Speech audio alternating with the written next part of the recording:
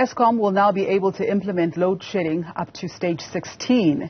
Electricity regulator Nersa has approved and published an updated document governing how load shedding is managed. In its first edition in 2010, it made provision for stage 4 power cuts, which removes 25% of the base load. The second edition in 2019 allowed for up to stage 8. In the latest regulations, power cuts no longer remove set amounts of megawatts from the grid, but percentages. Stage 16 will represent 80% of demand. And joining me now to discuss this is Development Finance Specialist Ruse Moleshe. Welcome and thank you so much. What were the primary motivations behind Nersa's decision to approve guidelines for load shedding up to stage 16, as outlined in the latest revision of the Load Shedding Code of Practice? Good morning, Masichava. The motivation is really to cater for emergency situations where there's a potential blackout. A potential blackout would happen under circumstances where the generation capacity, in terms of capacity, there are challenges, or in terms of the transmission and distribution infrastructure, there's congestions, any type of an emergency. Remember that a blackout, unlike load shedding, it's unplanned, whereas load shedding, you shed the demand or the load, but you plan it. So so it's almost like an insurance policy.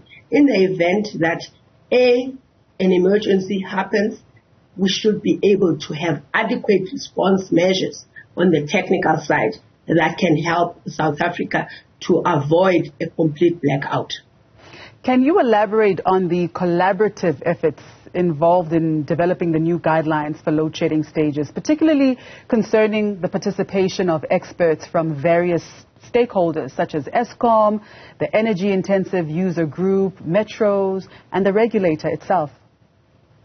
Yes, so you have all the key role players that would have an influence or an impact on helping such an emergency. For instance, the system operator is a critical player within Eskom, which would be the one responsible to implement these measures. What is required from them is to make sure that there's enough reserve capacity for that emergency. Then you have energy-intensive users group, which are the groups that really industry and mining, the big users. They would be called upon to reduce the load, or then you have the municipalities who could be asked to curtail their own load or to deal with the distribution infrastructure. All the critical role players around the table that would be able to, or would be critical to respond to such an emergency. Now, Ruse, with the implementation of load shedding guidelines up to stage 16, what specific changes or provisions have been made in the code to enhance grid stability and provide certainty to curtailment customers? So it's not really giving assurance. It's really making sure that technically, should an event of an emergency, which would be unplanned, happen, every one of those role players will be able to play their role, and it empowers the system operator to be able to act to that extent, because before, as you correctly pointed out, it was only up to stage 8. So it's more being prepared for an eventuality which could happen. I think you would know or remember that I think around 2003, California experienced a similar process. Canada had an issue as well. Up to 50 million people were affected. You have sewage systems affected, transport system, telecommunications, everything breaks down. Security of people would be an issue. So the main thing is to make sure that at stage 8, should that event go beyond stage 8, then we'll be able to respond, to avert that eventuality.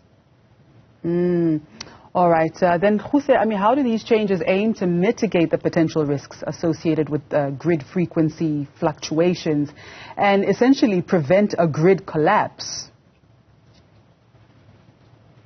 Yeah, so for instance, if the load was too much, meaning that there's a lot of demand, but insufficient supply in the system.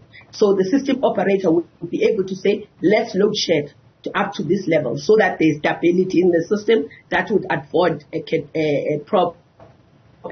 big problem. So that's how the rules are designed. That's what the rules are designed to do. All right. Thank you so much for your time and for providing that clarity. That was Development Finance Specialist Ruse Moleshe.